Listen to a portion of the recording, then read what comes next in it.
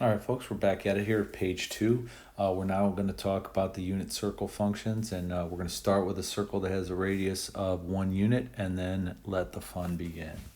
Okay, so let's let some point located at x comma y be a point on the unit circle. And by the way, just real quick, unit circle means that the radius is 1. Radius is 1 unit. So that point is on the unit circle and lies on the terminal side of the angle theta. What does it mean by terminal side? Well, this is the initial side of the angle theta, and this is the terminal side of the angle theta. So that's what is meant by that vocabulary term there. Okay, I'm going to erase that for clarity. Let's continue. Okay, we should be familiar with the unit circle already, but I just want to go back through this quickly. We're going to talk first about the cosine. So the cosine of the angle theta is equal to the x coordinate on the unit circle. So this distance right here, that's equal to the cosine of theta. The sine of theta is equal to the y coordinate, and that's this distance right here. And I want to just connect this back to what we did in a previous course with our work with right triangle trigonometry. So you remember we learned that the sine ratio is opposite over hypotenuse, the cosine ratio is adjacent over hypotenuse, and then the tangent ratio is opposite over adjacent. Okay, so let's see how those things work inside the unit circle here. So if I'm looking at the cosine of theta, well, the adjacent leg is here, the hypotenuse is here, so the cosine of theta is x over 1, and that just simplifies to plain old x.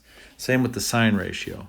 I have here the opposite leg, sine ratio is opposite over hypotenuse, so that's going to be y over 1. Because we have a unit circle, the hypotenuse is 1, we can simplify that to just plain old y.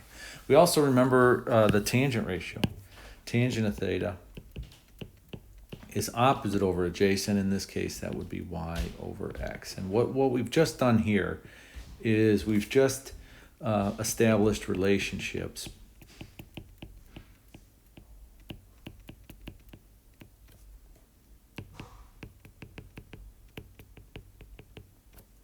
between theta and location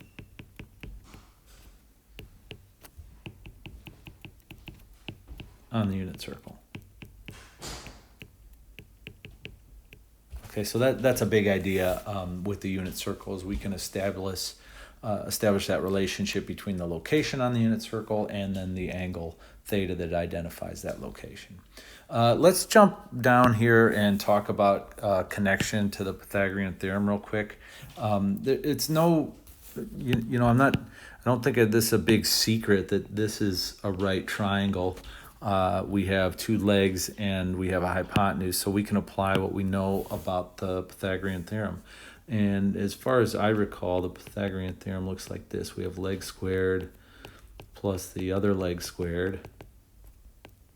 I say other leg squared because there are two of them, and I don't want, if I write just leg squared plus leg squared, that could be ambiguous, and I want to be as clear as I can. So that's equal to the hypotenuse squared. That's what we learned from the Pythagorean theorem. Let's go ahead and substitute in what we have for the triangle shown here. We're going to have one leg is x, the other leg is y, and then our hypotenuse has a length of 1. There it is again, folks. When I draw 1 in parentheses, it looks like a butt. I apologize. That's not butt squared, that is 1 squared, which will just simplify to 1 here in a second. Okay, so this is just, we have x squared plus y squared equals 1. And we already established a relationship between x and theta. We said that x was equal to cosine theta. So this is just going to be cosine squared of theta. And then we established a relationship between y and theta. We said y is equal to sine theta. And that all equals 1, folks. So that is what we like to call one of the Pythagorean trig identities. And I just want to share that with you. This is an identity. And it's true for all values of theta.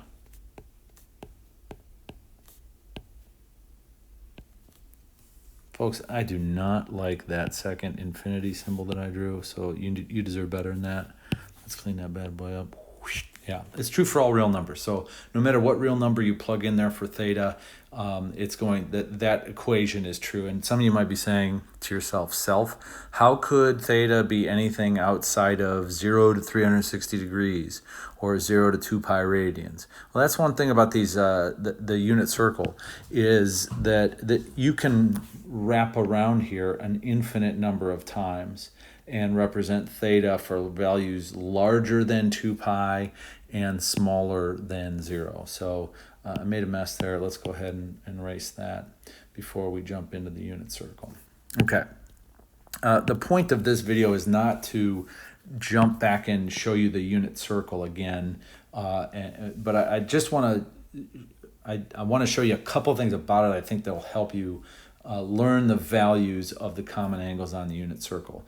I will tell you that having these memorized helps you down the road with problem solving because you're not always going to have a unit circle to refer to. So you definitely want to have these memorized so that you can apply them in problems down the road. I'll tell you this, you should be able to fill out a blank unit circle basically as fast as you can write. You should be able to just write the whole thing out in, 3 or 4 minutes. You shouldn't have to sit and think too much. Okay, so I want to show you a couple tricks that I use to kind of think about the unit circle. And what I'm going to do is I'm going to write the angles on the inside, and then I'm going to write the x and y coordinates on the outside. So we start here. Hold on, we shouldn't be zooming out there. We start here with an angle of 0. Okay, that's this first point, 0 degrees. 0 radians. Oh, geez. And then we jump up here and we have this one, which is pi over 6. We've got this one, which is pi over 4. We got this one, which is pi over 3. And then we got this one, which is pi over 2. And I want to show you how this kind of repeats across the entire unit circle, all the way back to 2 pi. So let's start with let's just jump in here, and I'm going to look at the thirds first. Okay, so there's 1/3. And then I'm going to jump over to here, and that's 2/3, so that's 2 pi over 3. And then I'm going to jump down here, and that's another third, so that's 3 pi over 3, also known as just plain old pi. And then I'm going to jump over here, that's another third, so let's see, I've got 1, 2, 3, 4 thirds, that's 4 pi over 3. And then I'm going to jump another third, which is over to this angle here. Let's see what comes after 4 pi over 3. That'd be 5 pi over 3. And then all the way back up here to where I started, which would be 6 pi over 3, which is also known as just plain old 2 pi. Okay, let's do the same thing with the pi over 4s. Let's go ahead and do those in a slightly different color. So we're going to start here at pi over 4, and then I have 2 of those, that gives me pi over 2. I have 3 of those, that gives me 3 pi over 4. I then have 4 of those, that gives me pi. 5 of those gives me 5 pi over 4. 6 of those gives me 6 pi over 4, also known as 3 pi over 2. And then 7 of those gets me to here, and that's 7 pi over 4. And last but not least, we do one more. That gives me 8 pi over 4, which we know as 2 pi.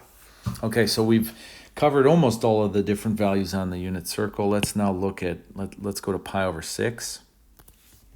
So I started, there's 1 pi over 6. There's 2 pi over 6, also known as pi over 3. There's 3 pi over 6, also known as pi over 2. 4 pi over 6, And then the first one that we still have to fill in, 5 pi over 6. So this guy here is 5 pi over 6. Then I have 6 pi over 6, 7 pi over 6, 8 pi over 6, 9 pi over 6, 10 pi over 6, and last but not least, 11 pi over 6. And we end at 12 pi over 6, which is also known as 2 pi. Okay, so I'm showing you the way that I think about the angles on the unit circle, because I think if you can look at them as the sixths, the fourths, and the thirds, it will help you pick out the ones that are not in the first quadrant. Okay, now let's look a little bit at the x and y coordinates, the sine and the cosine, cosine comma sine. Yeah, so let's just make a note of that. Remember, x comma y on the unit circle is equal to cosine theta comma sine theta. Okay, so I'm going to show you a little trick that may or may not be helpful to you. I want to just start by showing you a quick inequality. It's going to be pretty obvious here, but I'm going to say we're going to start with 0, and that's less than 1/2, and that's less than 2/2, and that's less than 3/2, and that's less than 4/2. Okay, now what if I actually took the square root of each of these numerators? Is this still true? Yeah, that inequality is still true. But the square root of 1 over, the square root of 1 all divided by 2, I don't even need that square root symbol. That's just 1/2. And root 2 over 2 is fine, I'll leave that like that. Root 3 over 2 is fine, I'll leave that like that. But root 4 over 2 is just, that sounds ridiculous because root 4 is 2. So this ends up being 2 over 2, which is just 1. Okay. Well, that's a pretty jacked up 1. Let's fix that. 1. There we go. Better. Okay. The reason why I'm doing that, folks, is to show you this pattern right here is how the x and y coordinates work moving around the unit circle. So let me show you what I mean. Okay. Let's zoom in here on quadrant 1. And I'll do all the x and y coordinates in blue.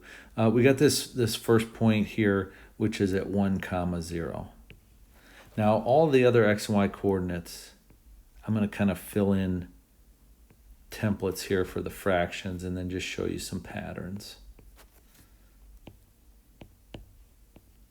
Okay, so I got templates there for all those fractions, and then this one is 0, 1. Okay, so let's take a look at what happens. I'm going to first go around and look at the y coordinates. The y coordinates start at 0, and then they get bigger. 1/2, root 2 over 2, root 3 over 2, and then what I called before, root 4 over 2, or 1. Okay, do you notice that all of the denominators are 2? So I can actually just go fill those in at the start. Now let's look at the x coordinates. The x coordinates start large, and then as I work up to pi over 2, they get smaller. So I go from 1 to the next one lower than that, which is root 3 over 2, then root 2 over 2, root 1 over 2, or 1/2, and 0. Okay, so I want you to take a look at this again. So we go 0, 1 over 2, root 2 over 2, root 3 over 2 to 1. And then if I look at the pattern from pi over 2 back to 0, I kind of have the same thing. I go 1, 1/2, root 2 over 2, root 3 over 2, and 1. Okay, now I'm showing you that because that's the way I think of the x and y coordinates on the unit circle. I think back to this inequality right here. Okay, because I can think spatially in terms of x and y coordinates, which x coordinate is the biggest, which one is the smallest, and how are they ordered in between there. Okay, the rest of this, I think you probably have seen this before. There's this little acronym or little memory device that students use to remember which trig functions are positive in which quadrants. So people say this. They say all students take calculus.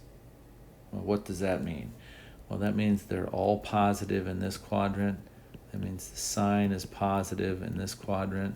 It means the tangent is positive in this quadrant. And last but not least, we got cosine is positive down here. And that's just to help you remember which of the x and y coordinates are positive. Okay, so I'm going to go ahead and rip through this. No commentary. I'm just going to fill out the rest of the unit circle. Here we go.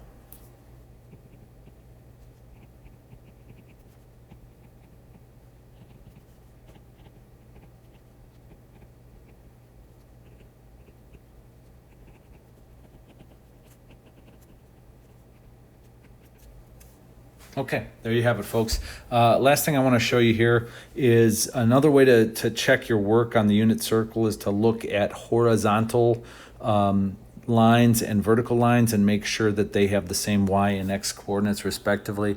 So what do I mean by that? Well, let's take a look here. Let me draw. Let's just draw a line here. I'm going to pick, how about the 3 pi over 4s? I'm going to draw a horizontal line there through 3 pi over 4 and pi over 4. That's at the same elevation. This point right here has a y coordinate of root 2 over 2, so I better have the same y coordinate at both of those angles, both of those angles on the unit circle. Let's take a look at another one. This time I'll do a vertical line. So let's look here at, draw a vertical line through 4 pi over 3 and 2 pi over 3. They both have the same x coordinate. So I better look there. Yep, both of them have that x coordinate of -1/2. That's another way to check your work on the unit circle. Okay, enough about the unit circle. Spent too much time there. Let's move on and talk about reciprocal and quotient identities. There's a little note here. It says, hey, an identity is an equation that is true for all specified values of the variables involved. So I'll mention what that means here in a second, but this is a new one for you, secant.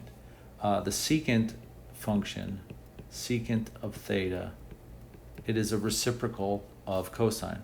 So it is 1 over cosine of theta. And certainly that's only defined for when the cosine of theta does not equal 0. So what does that look like? Well, let's take a look at a couple values. What if I look at the secant of pi over 2?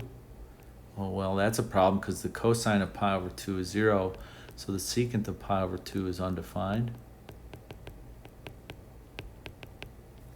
What about the secant of, let's pick another one, how about like pi over 3? Let's see, the cosine of pi over 3 is 1/2, so the reciprocal of that is just 2.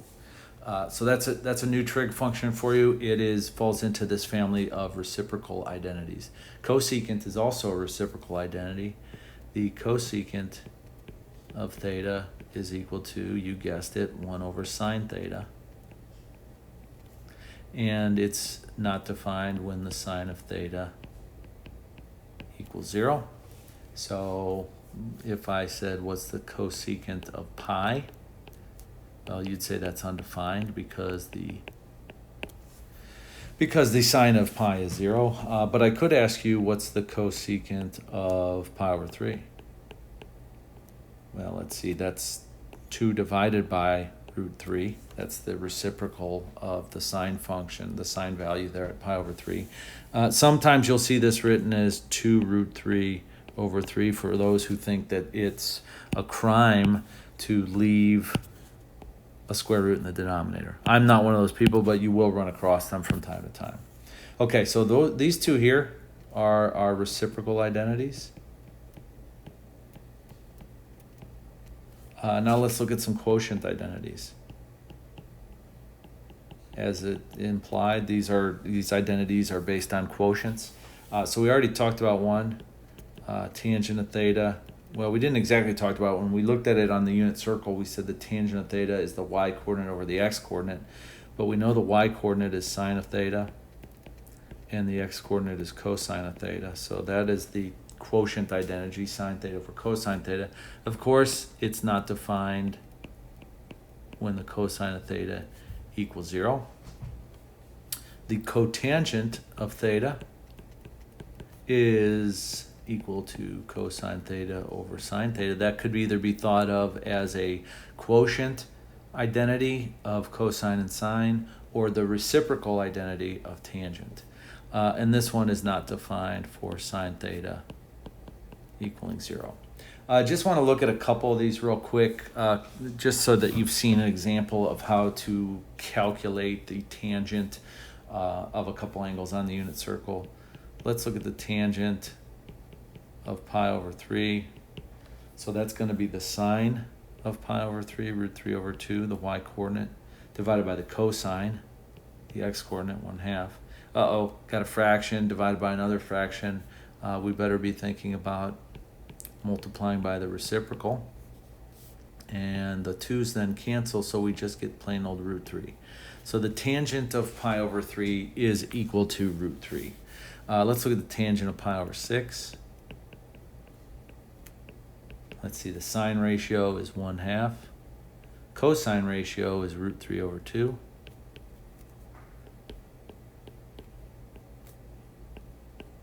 We end up having those 2's cancel again. We get 1 over root 3. Okay, and I like the tangent, recognizing the tangent values can be tricky. Okay, so one of the things I like to do is I like to look and see where is the root 3. So in this computation right here, the root 3 was in the numerator. Okay, so the tangent is going to be root 3. For this computation, the root 3 was in the denominator, so the tangent is going to be 1 over root 3. That's just a little trick that I use to kind of help me sort those two out. What can be tricky is if you see somebody do this and rationalize the denominator and write it as root 3 over regular 3, and then it looks like the root 3 is in the numerator, and that could be confusing for you. So use caution with that little trick. All right, folks, I think that's about it. That's way longer than I had hoped for this page. Let's move on now to the next page.